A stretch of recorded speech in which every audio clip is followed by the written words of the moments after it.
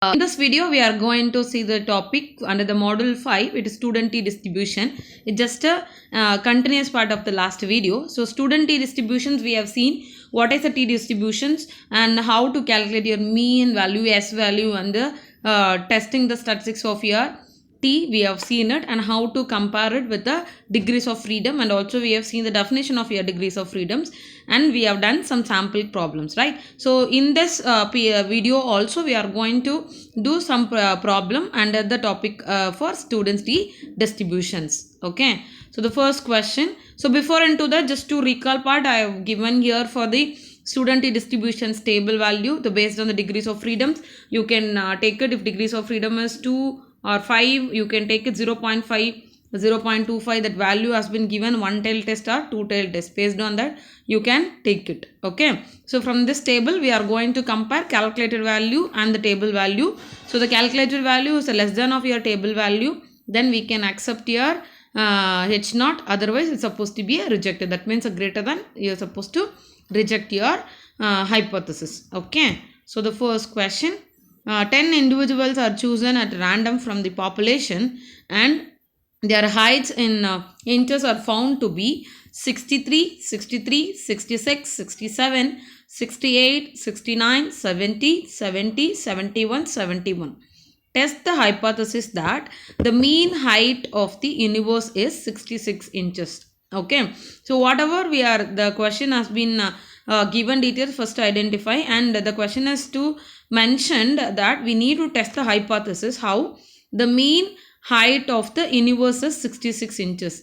So what is that? You just to take it, the mean has been exactly with 66 inches. What is here n? The number of sample size here it is. So total I have 10, isn't it? So already it's mentioned 10 individuals, so n is equal to 10. So using that, first you find your x bar. What is your x bar? Sum of the actual mean, right? From the sample mean, add all the details, and you can find by number of data. So it will give 67.8. Okay, that is your x bar. Now find your s square, because to find your T formula is x bar minus mu by s into root n. No? So we are finding your s square. What is your s square? 1 by n minus 1 into summation x minus x bar the whole square. Okay, which is equal to 1 by 9 of 63 minus 67.8 the whole square plus etc. Like that. You each x value to be subtracted from your x bar, then you can take a squared, and s squared value I got it as a 9.067, and we will take a squared, we can get the answer s is 3.011. Okay, so what is your T? T is x bar minus mu by s into root n, which is 67.8 minus 66 by 3.011 into n values root 10. So what is the T value? I got 1.89. So which is from the table value, you can take it with a degrees of freedom is 9. Okay, it's similar like a previous problem. Na? So degrees of freedom of at the 9 is at the 5% level of significance. I'm getting the values 2.268. It is a 262, which is a table value of T. Okay, so which you calculated value is 1.89, which is less than of 2.262. So I can conclude that the hypothesis is accepted at 5% level of significance. Okay, it's clear. So what is that? Hypothesis is nothing but which you have fixed it, mu is equal to 66 is the hypothesis is accepted. Okay, so the next question. Certain sum is determined administered to each of the 12 patient resulted in the following change in blood pressure. Okay, what is that? It is related with your patients. 12 patients they have taken with the blood pressure. So which is 528 minus 1306 minus 21504. Can it be concluded that the stimulus will increase the blood pressure? Okay, so the question is you have to test it or conclude that the stimulus will increase the blood pressure. Okay, at they have given for T is 0.05, for 11 the degrees of freedom is 2.209. It is nothing but 5% level at a degrees of freedom is 11. So then the T value, table value already is given in the question, 2.209. 201. So you need to test the what is that statistics value of t by using the student t distribution formula. Then we have to compare that whether it can be increase the blood pressure or not. Okay, the hypothesis we need to test it. What is your x bar? X bar is nothing but sum of the all the values. You can take it by number of data. So it will give 31 by 12. It is 2.5833. What is your s squared? 1 by n minus 1 summation x minus x bar the whole square. You can substitute. You will get answer is 9.538. Okay. So which is s is equal to 3.088. So take a square of that. You will get your s value. Okay. So now you can see what is given from the details. We have found here s bar, s square and s. So you can see now what is here t? T is x bar minus mu by s into root n, which is a modulus. You are supposed to take it only with a positive. Okay, let us suppose that the stimulus administrations is not accompanied with increase in blood pressure. We can take it, what is that? We can take it, the mu will be equal to 0. So now you can see that what is your t value? So t is equal to, we are going to calculate it. What is that?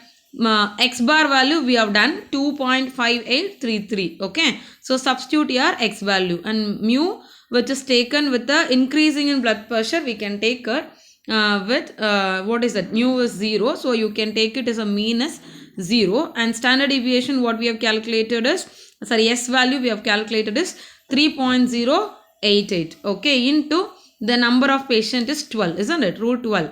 So you can calculate, you will get is equal to 2.8979, which is approximately is 2.9, or in 2.89 also we can keep it.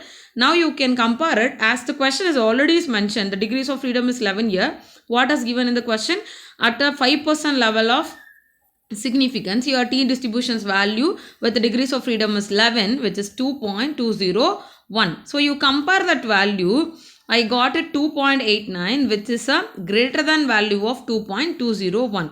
So what is that? Which the hypothesis is rejected at a 5% level of significance. So we conclude that with 95% confidence of the stimulus is general and accompanied with the increasing in blood pressure.